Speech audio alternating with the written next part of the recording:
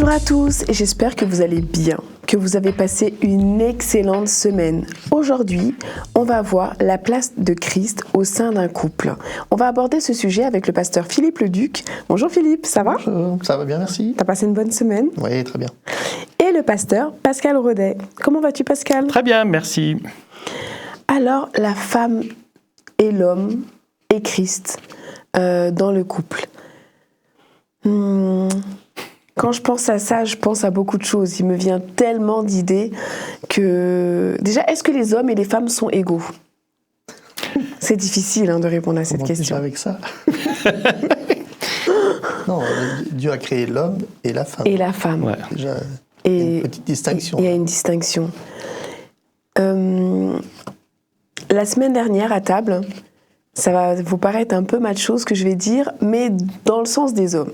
C'est-à-dire que personnellement, je pense, et encore une fois, ça n'est que personnel, les femmes ne peuvent pas faire certains métiers. Qu'il y a des métiers qui sont réservés aux hommes et qu'il y a des métiers qui sont réservés aux femmes. Mais inutile de vous dire qu'à table, ça a fusé. Et on en est venu à parler d'Adam et Ève, inutile je pense de raconter l'histoire d'Adam et Ève quand ils ont pris le fruit, que Ève a pris le fruit, qu'elle l'a donné à Adam et que de là a découlé beaucoup de choses parce qu'en fait dans le jardin d'Éden on n'avait pas le droit de prendre que ce fruit je pense.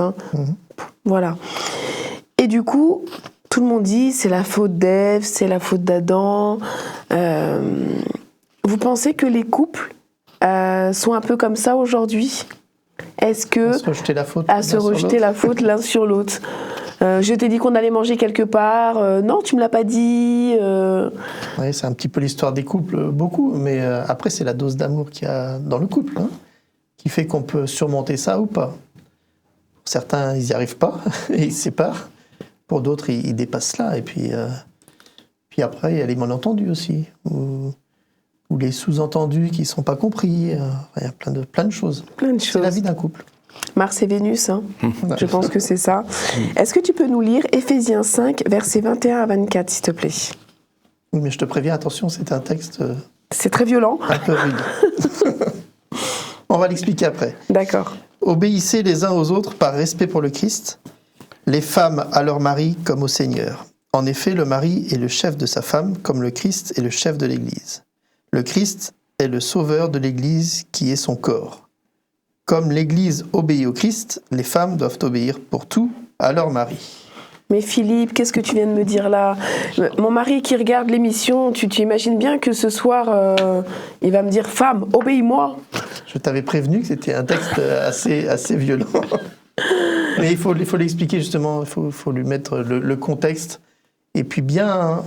prendre soin de lire chaque mot qu'il y a dans le verset et ne pas se contenter de la moitié du verset. Bien sûr. C'est ça qui est important. Donc, il faut qu'on s'y arrête un petit peu. D'abord, le contexte, il faut savoir dans quelle époque ça a été écrit aussi. La condition de la femme. Alors, aujourd'hui, il y a encore beaucoup de progrès à faire aujourd'hui. Mais à l'époque, c'était encore pire. C'était compliqué. Et ça date pas de ce temps-là, ça date de bien longtemps avant. Il y a toujours eu une difficulté pour la femme de pouvoir vivre une vie un peu normale, un peu libre. Et la place, l'emprise du mari était très forte. Donc là, on a l'impression qu'il va dans le même sens, sauf qu'il y ajoute quand même quelque chose d'important, puisqu'il met Christ au cœur de la relation. Et c'est ça qui va tout changer. Donc, il y a quand même un équilibre en fait dans ce que tu dis. C'est-à-dire que oui, la femme obéit à son mari, mais son mari l'aime tellement qu'il ne va pas lui demander des choses bizarres en fait. Du coup, il y a tellement d'amour au milieu que oui, je t'obéis, mais tu m'aimes tellement que tout ce que tu me demanderas, ça sera pour notre couple, pas pour toi ou que pour moi, ensemble. C'est ça. Le fameux verset qui pose un petit peu, qui fait dresser les cheveux sur la tête. C'est voilà, le mari est le chef de sa femme. Là, déjà, ça peut être violent, mais comme le Christ est le chef de l'Église. Et quand on sait ce qu'a fait Jésus pour le bien des autres, c'est-à-dire il est prêt à mourir pour l'autre. Plus que ça, il est mort. Et il est mort, donc ça prouve... Voilà, si les maris devaient être le chef dans le même sens que ça veut dire que l'épouse peut être tranquille parce qu'il est prêt à à mourir pour moi. À mourir pour moi. Donc c'est un amour qui est fou. Donc c'est pas le chef dans le sens de je vais la servir, je vais la rendre complètement dépendante. Chef dans le sens je suis responsable et donc je dois la protéger, je dois l'aider, je dois être présent, quoi. Ça a un tout autre sens. C'est qu'une preuve d'amour, en fait. Oui. C'est qu'une seule preuve d'amour. Et donc, finalement, Paul, il dit qu'une banalité ou pas? Ou c'est juste, tu vas aimer ta femme, tu vas la respecter. Il y a un sens beaucoup plus profond que ça. Il emmène les couples à marcher avec Jésus tout au long de leur mariage, jusqu'au bout. Il dit, en fait, dans le couple, vous n'êtes pas 2, vous êtes 3. Et intégrez Christ dans votre couple. Et si vous le faites, la relation va changer et il va donner cette harmonie au couple. Et c'est ça le secret. C'est pour ça que quand il parle des relations mari-femme, il cite le Christ, parce que Christ est l'exemple par excellence. Dans ses relations avec les autres, il a montré qu'on pouvait donner tant d'amour d'une manière désintéressée.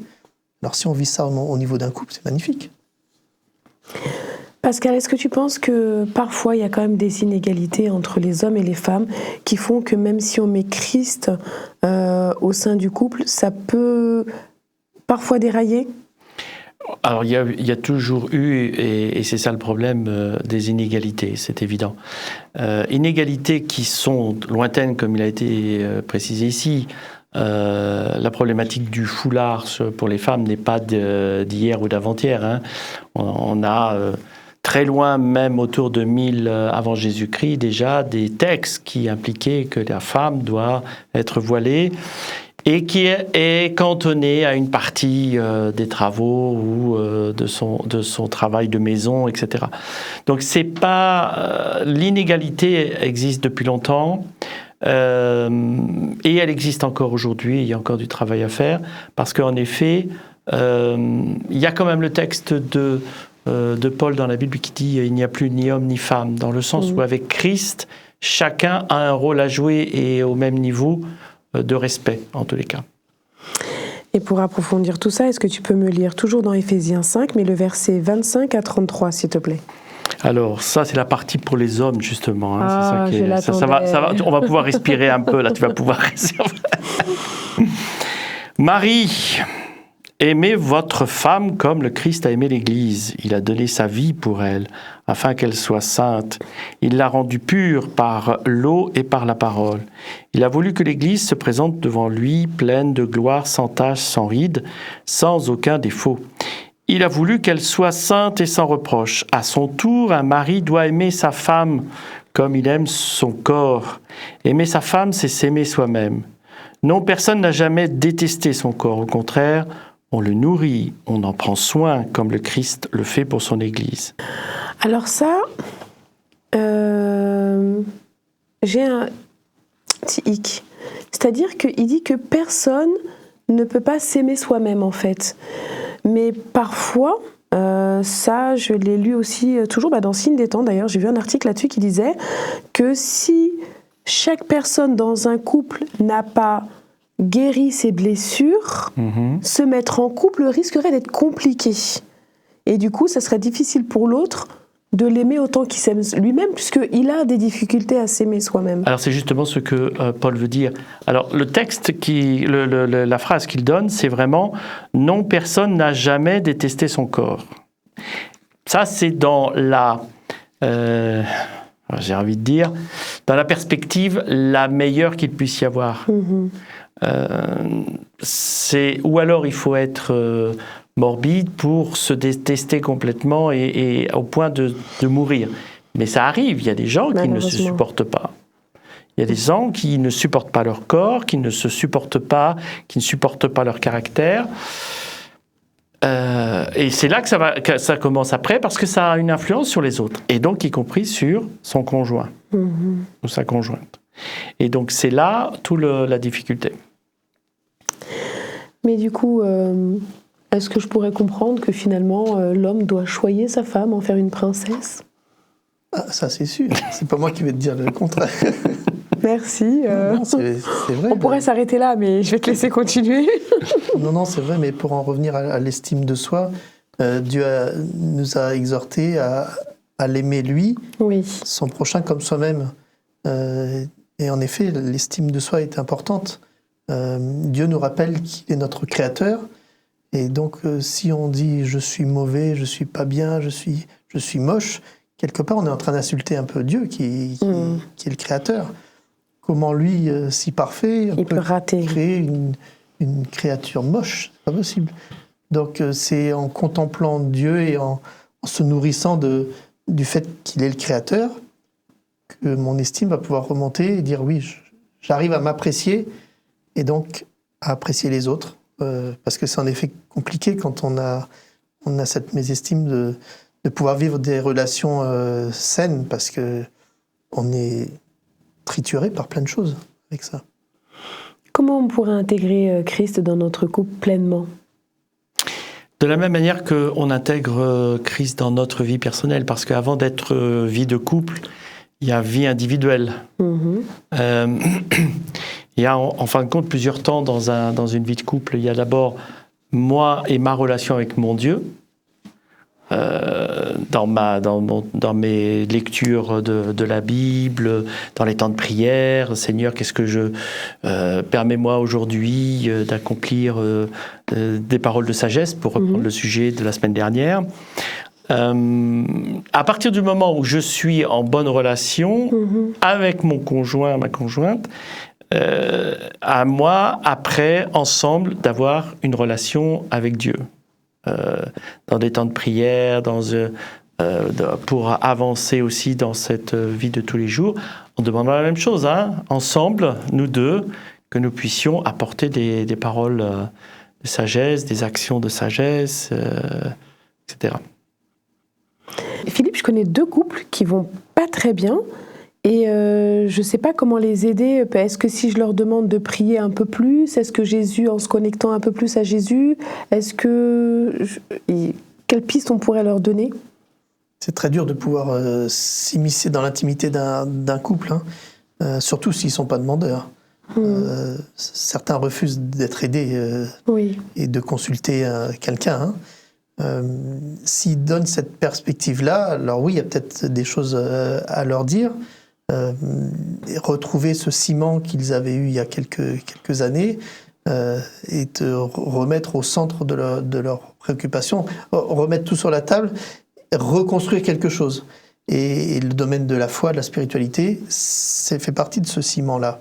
Donc s'ils arrivent à renouer avec cela, c'est autant de chances qui sont mis pour survivre à cela. Pour redémarrer. Maintenant, c'est pas une science exacte, le couple. Et donc, il y a une alchimie qui est là. C'est très difficile à expliquer. Et je connais aussi 2 personnes qui vont se marier, là, au mois de juillet. Et quels conseils je pourrais leur donner pour leur dire de bien démarrer dans leur couple ? Alors, c'est l'éternelle remarque que l'on peut leur faire. Le mariage, on le vit comme une course du 100 mètres. C'est super rapide, la joie, c'est la bonne humeur, etc. Alors que le mariage, c'est plutôt un marathon. Et donc, ça veut dire que durant toute une vie, il y a besoin de penser à, comme nous le dit dans le texte d'ailleurs d'Éphésiens, on nourrit ce moment ensemble, quotidiennement.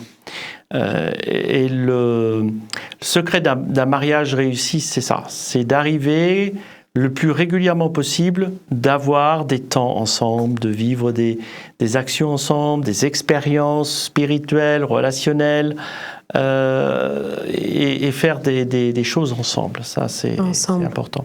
Est-ce que ça veut dire aussi que l'un ne doit pas écraser l'autre, que c'est pas une histoire de domination, que l'homme, même si et la femme ne sont pas forcément égaux, mais que marcher ensemble pour pouvoir arriver à la destination finale ? Oui, je suis là pour aider l'autre, le maintenir à flot. Oui. Donc, bien sûr pas pour l'écraser, pour l'aider, avancer. On est ensemble. La force d'un couple, c'est que quand l'un est plus faible, on peut espérer que l'autre, à ce moment-là, ne soit pas aussi faible. Oui. Donc, et puis inversement, il y a des circonstances de la vie qui font qu'il y a des fois où je suis moins bien que d'autres. Oui. Puis je Quand pense, on est deux, on a plus d'assurance. ouais, et je pense qu'il y a un autre mot qui est important aussi dans le couple et dans ce genre de choses, c'est le mot pardon. Oui, on revient Parce toujours au que pardon. on revient toujours à cela. C'est à deux, on a des tas de choses en commun, mais il y a aussi d'autres choses où c'est moins en commun. Et quand on commence à voir soit des maladresses de l'un vis-à-vis de l'autre, etc., on dit rien, mais on n'en pense pas moins. Et là, ça commence à devenir dangereux.